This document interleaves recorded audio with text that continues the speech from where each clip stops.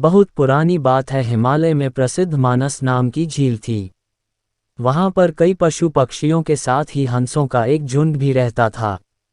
उनमें से 2 हंस बहुत आकर्षक थे और दोनों ही देखने में एक जैसे थे, लेकिन उनमें से एक राजा था और दूसरा सेनापति। राजा का नाम था धृतराष्ट्र और सेनापति का नाम सुमुखा था। झील का नज़ारा बादलों के बीच में स्वर्ग जैसा प्रतीत होता था। उन समय झील और उसमें रहने वाले हंसों की प्रसिद्धि वहां आने जाने वाले पर्यटकों के साथ देश विदेश में फैल गई थी। वहां का गुणगान कई कवियों ने अपनी कविताओं में किया, जिससे प्रभावित होकर वाराणसी के राजा को वह नज़ारा देखने की इच्छा हुई।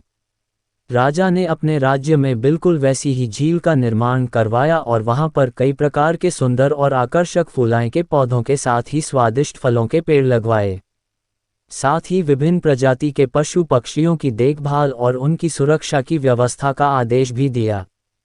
वाराणसी का ये सरोवर भी स्वर्ग जैसा सुंदर था, लेकिन राजा के मन में अभी उन 2 हंसों को देखने की इच्छा थी, जो मानस सरोवर में रहते थे। एक दिन मानस सरोवर के अन्य हंसों ने राजा के सामने वाराणसी के सरोवर जाने की इच्छा प्रकट की, लेकिन हंसाए का राजा समझदार था। वह जानता था कि अगर वो वहां गए तो राज उन्हें पकड़ लेगा। उसने सभी हंसों को वाराणसी जाने से मना किया, लेकिन वो नहीं माने। तब राजा और सेनापति के साथ सभी हंस वाराणसी की ओर उड़ चले।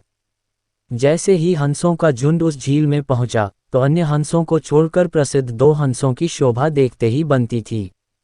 सोने की तरह चमकती उनकी चोंच, सोने की तरह ही नजर आते उनके पैर और बादलों से भी ज्यादा सफेद उनके पंख हर किसी को अपनी ओर आकर्षित कर रहे थे।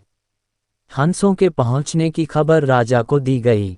उसने हंसों को पकड़ने की युक्ति सोची और एक रात जब सब सो गए, तो उन हंसों को पकड़ने के लिए जाल बिछाया गया।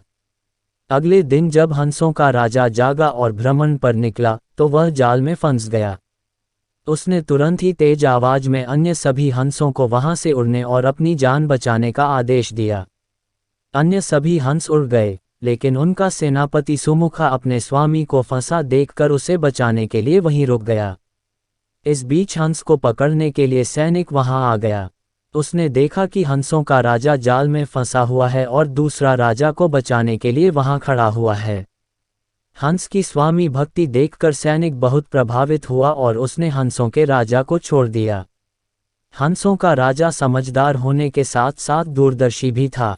उसने सोचा कि अगर राजा को पता चलेगा कि सैनिक ने उसे छोड़ दिया है, तो राजा इसे जरूर प्राणदंड देगा।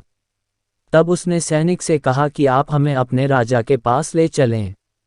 ये सुनकर सैनिक उन्हें अपने साथ राजदरबार में ले गया। दोनों हंस सैनिक के कंधे पर बैठे थे। हंसों को सैनिक के कंधे पर बैठा देखकर हर कोई सोच में पड़ गया। जब राजा ने इस बात का रहस्य पूछा, तो सैनिक ने सारी बात सच सच बता दी। सैनिक की बात सुनकर राजा के साथ ही सारा दरबार उनके साहस और सेनापति की स्वामी भक्ति पर हैरान रह गया और सभी के मन में उनके लिए प्रेम जाग उठा। राजा ने सैनिक को माफ कर दिया और दोनों हंसों को आदर के साथ कुछ और दिन ठहरने का निवेदन किया। हंस ने राजा का निवेदन स्वीकार किया और कुछ दिन वहां रुककर वापस मानस झील चले गए। कहानी से सीख: किसी भी परिस्थिति में हमें अपनों का साथ नहीं छोड़ना चाहिए।